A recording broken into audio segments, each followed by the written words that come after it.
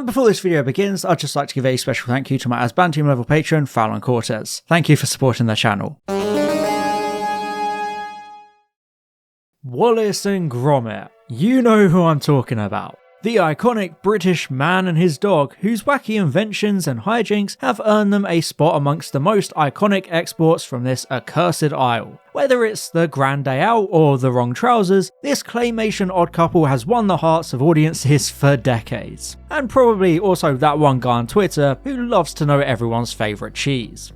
Mine is Red Leicester, by the way. With the quickly approaching return of Wallace and Gromit in their newest misadventure, my platinum level patron Tom Hibbert thought it would be the perfect time for me to take a look at the first time they hit the big screen, 2005's Curse of the Were-Rabbit. This Academy Award winning film sees the intrepid duo facing off against their biggest enemy yet, rabbits. But most importantly, a were-rabbit. And no, that's not a new type of furry. As Wallace and Gromit's big screen debut, is this movie good? Does it still hold up almost 20 years later? Well, as always, that's what I'm here to find out. So, without any further ado, let's dive into Wallace and Gromit, The Curse of the Were-Rabbit.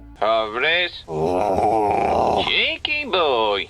The world of Wallace and Gromit is a very simple one. Just a typical quaint rural English village. One of those stereotypical picturesque villages full of old-fashioned cottages and cobble streets, making it all very cozy and welcoming. It's a setting that emphasises the lovingly handcrafted, charming nature of Wallace and Gromit as a whole. Aardman is famous for its claymation approach, meticulously crafting all these settings and characters out of clay and bringing them to life through stop motion. A really difficult and time-intensive technique. Stop motion is very much a labour of love, especially when it comes to something like claymation. It's really a testament to the quality and skill of the animators at Aardman that they make Curse of the Were-Rabbit so immersive and so detailed that you consistently forget how it was actually made. It's such a gorgeous movie with so much personality and character within its visuals. Wallace and Gromit has always looked good, but this is arguably the best it has ever looked. It truly reflects a pure devotion to the craft, and I appreciate it so much. It's honestly inspiring, and this careful approach to filmmaking is what has always made Wallace and Gromit so different and so special, because it really just sets it apart from everything else. And alongside the fantastic visual production, this film also gives us a full cast of colourful and fun eccentric characters. Of course, most prominent of all are the titular Wallace and Gromit, with Wallace the charmingly goofy inventor obsessed with cheese, and Gromit the loyal silent companion who is usually the one to actually get things done and save the day. The magic of this pairing comes from their sharp contrast, because they're polar opposites. Wallace is almost always the cause of the issues, whilst Gromit fixes them, with Wallace almost always taking credit for it. It's a lasting relationship that lends itself perfectly to physical comedy and visual gags, like the excellent one in the opening credits as we see that whole comedic story play out through picture frames. It's a testament to the quality of these two characters that they work almost like a silent film comedy duo, because they don't even need dialogue to make you laugh. Gromit is the most obvious example of this, of course, one of the most expressive silent characters in all of media, thanks to all his head tilts, face palms, and eyebrow raising. Without either of them needing to say a word, you can completely understand their dynamic, and that's perfect, showing just how well they work together. This movie tests their relationship more than it had ever been tested before, but you can see the genuine warmth in their partnership and understand how deep their bond is, especially when they save each other's lives at the end, underscoring just how much they need each other. As with all Wallace and Gromit escapades, this movie focuses on them as a duo, this time as the owners and sole employees of the Humane Pest Control Service Anti-Pesto, protecting the people of the village from the scourge of rabbits ahead of the annual giant vegetable competition. So I guess you could say it's for the greater good. It's a really fun way to show their inventiveness and entrepreneurial spirit as they create all these different machines and gadgets for their business. These kinds of inventions have always been the highlight of Wallace and Gromit's delightful absurdity, machines that stretch the imagination to the breaking point but work as a comedic staple of the adventures for that exact reason. especially when some of them are so incredibly hyper-specific. And it's one of these inventions that causes all the issues within the movie, as Wallace attempts to brainwash the captive bunnies to be less destructive, only to unleash a mysterious, monstrous beast, the were-rabbit. Yes, in classic Wallace and Gromit fashion, this brainwashing attempt backfires and Wallace becomes a giant humanoid rabbit every night, threatening to destroy every carefully curated giant vegetable in the whole village. I think the were-rabbit looks fantastic with its massive size, and it's the perfect foil for this film's approach of paying homage to horror through parody and silliness. I mean, the were-rabbit literally hops around and acts like a regular bunny, just massive, and the characters treat it like the scariest thing in the universe. It's great stuff. Indeed, Curse of the Were-Rabbit is a homage to classic monster movies and gothic hammer horror. There's a brilliant suspenseful tone calling back to classic horror tropes, with creeping fog, full moons and organ music, really successfully transforming the cozy village into an eerie horror setting, while still maintaining the family comedy atmosphere crucial to Wallace and Gromit as a concept. The first appearance of the were-rabbit starts out like a tense and suspenseful scene, building up the threat only to then subvert those expectations with such ridiculous visuals, turning it into something over the top and laughable. Thanks to this kind of writing and these visuals, the were-rabbit is an absurdist parody of werewolves, an almost cartoonish monster impossible to take too seriously, especially because it's just obsessed with eating vegetables rather than people. Even the transformation is presented in quite a slapstick way, adding to the delightful comedy of it all.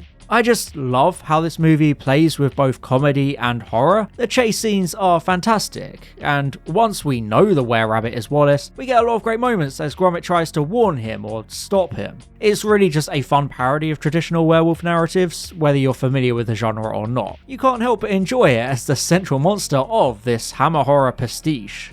The biggest appeal of any Wallace and Gromit flick is the humour and the writing, which is almost perfectly quintessentially British. We get all sorts of puns, wordplay and visual gags that appeal to all ages. There are plenty of moments of somewhat lowbrow comedy that kids enjoy, but then you also get more saucy, risque adult jokes smuggled in there for the grown-ups. And I mean, come on, what's more British than an innuendo? This is one of those movies that has a perfect cross-generational appeal, embracing absurd silliness without ever feeling juvenile or played out, so it can capture that general audience in a way few other films can. There's also an incredible level of attention to detail when it comes to visual gags and background jokes, so there's always a piece of humour on screen in some form, just at differing levels of subtlety. That's always what Wallace and Gromit has excelled at. Ever since 1989, it's struck this ideal balance with its comedy and its presentation, which is why it's still so relevant and popular even to this day, because there's a sense of constant timelessness and evolution at the core. Their wacky gadgets and Rube Goldberg machines will always be entertaining, and Wallace and Gromit has been around for so long by this point, it's actually one of those rare pieces of media that holds a nostalgic appeal for multiple generations of people because of its consistent quality. And for my generation, we have nostalgia for this movie, which is great.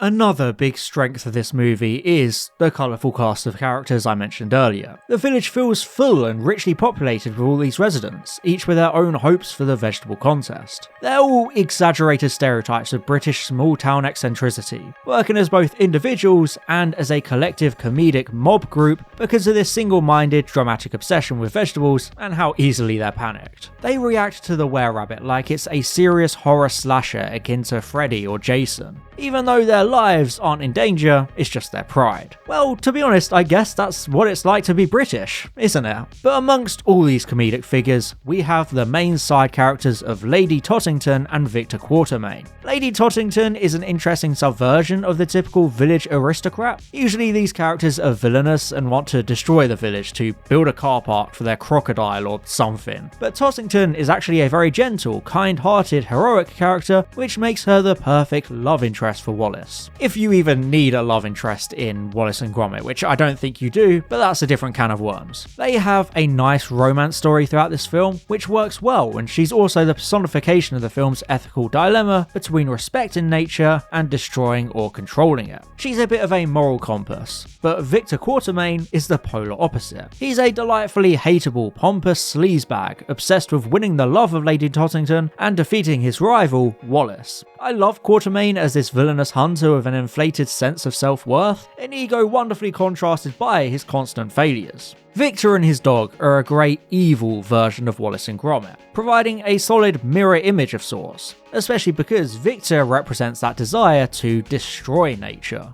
Yes, one of the main themes of Curse of the Were-Rabbit is the idea of environmentalism and the humane treatment of animals. Beneath all the horror parody and slapstick jokes, the film gently encourages the audience to respect nature. Rather than exterminating the pesky rabbits, Wallace and Gromit simply trap them and feed them, before Lady Tottington ultimately creates a nature reserve for them. It underscores the idea that creatures can and should be managed compassionately where we can, because we all share this planet and we should be more conscious of that, rather than being cruel and destructive like Victor proves to be throughout, wanting to kill the rabbits because it's easier and he doesn't respect them as life forms. Curse of the Were-Rabbit also has an underlying message about understanding and embracing differences. Like with the careful treatment of the were-rabbit itself, Victor rushes to kill it, but even Lady Tottington doesn't want the were-rabbit killed despite the destruction it causes. The were-rabbit's behaviour is instinctive, not malicious, so it shouldn't be destroyed for that. It should instead be managed, like the regular rabbits are. It's a film all about humanity needing to be more empathetic and understanding, especially regarding nature itself. And that's a strong, positive message to send. The final act of Curse of the Were-Rabbit brings everything together in a neat bow. The climax combines all the film's elements like comedy, horror tropes, and all the themes into a rousing and exciting set piece during the vegetable competition the village has been feverishly preparing for. Earlier in the movie, we found out that the rabbit Hutch had started to become like Wallace, the reversal of Wallace's own transformation. So it's now up to Hutch and Gromit to try and fix things at the very last minute. Hutch is fantastic, by the way. We love Hutch. This final act is great. All the chaos descending on the fair as Victor and Philip keep trying to kill the were-rabbit, only for Wallace to go all King Kong with Lady Tottington. It's a scene that perfectly summarises all the excitement and chaos we love from Aardman. It's rich with character and humour throughout. I mean, we literally have Philip chasing Gromit in toy planes, complete with real plane sounds, and an awkward mid-fight pause to fill it back up with coins. It's perfectly absurd. And, of course, it ends with Wallace and Gromit saving each other. Oh, and Wallace straight up dies for a moment, which is definitely not a direction anyone would have seen coming from such a goofy film. Luckily, his cheese obsession comes in clutch, and the day is saved. Everything having a happy ending after all. Even Gromit wins the prized golden carrot he always wanted. It's a nice ending, albeit a bit abrupt, but the scale and complexity of such a climax really should be extra celebrated considering it is all claymation. That's just how damn good Aardman is as a studio. Considering Wallace and Gromit's first 3 outings were short films between 20 and 30 minutes long, it was always going to be tough to translate that into a full feature-length movie for the big screen. But Curse of the Were-Rabbit does that absolutely phenomenally. It takes all the charm and spirit people had come to love from the man and his dog, but combines it with the technical ability and know-how Aardman had developed while making Chicken Run half a decade earlier. This all resulted in a technical masterpiece in the form of Curse of the Were-Rabbit, which is arguably the peak of Aardman as a studio, with most of their following feature films never quite hitting the same highs. Curse of the Were-Rabbit is a loving pastiche of monster movies and hammer horror, creating a truly absurd premise with this giant bunny wrecking the quaint small village. The visuals are on top form, perfectly replicating the direction and cinematography we've come to expect from such horror movies. And the writing is also brilliant too, full of the classic puns, innuendos and silly lines that define both Wallace and Gromit and British comedy as a whole. I really don't think you can go wrong with this film. It's got a bit of everything you could want from a fun, well-made family movie. And hey, it's the perfect thing to watch ahead of Vengeance Most Fowl. Well, apart from the wrong trousers, of course. Therefore, I highly recommend Curse of the Were-Rabbit. It's endlessly charming and a really fun watch. So another thank you to my patron Tom Hibbert for commissioning this review. But what do you think of Curse of the Were-Rabbit? Let me know in the comments. Thanks for watching, and as always, I'll see you in the next one. Bye bye. And I'd just like to give a special thank you to my Asbantium level patron Fallon Cortez, my Platinum level patron Matthew Burns, and my Gold level patrons Chris Douglas and Daniel Shillito. Thank you so much for your support.